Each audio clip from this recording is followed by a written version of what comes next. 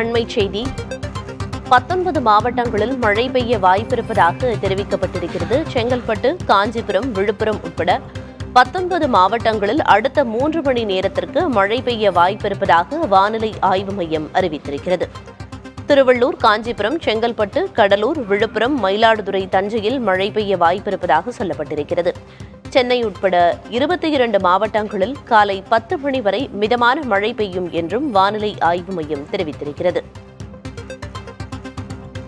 அண்மைச் செய்தியை பார்த்து வருகிறோம். தமிழகத்தில் 19 மாவட்டங்களில் மழை பெய்ய வாய்ப்பிருப்பதாக தெரிவிக்கப்பட்டிருக்கிறது. குறிப்பாக செங்கல்பட்டு, காஞ்சிபுரம், விழுப்புரம் உட்பட 19 மாவட்டங்களில் அடுத்த 3 மணி நேரத்திற்கு மழை பெய்ய வாய்ப்பிருப்பதாக தெரிவித்திருக்கிறது.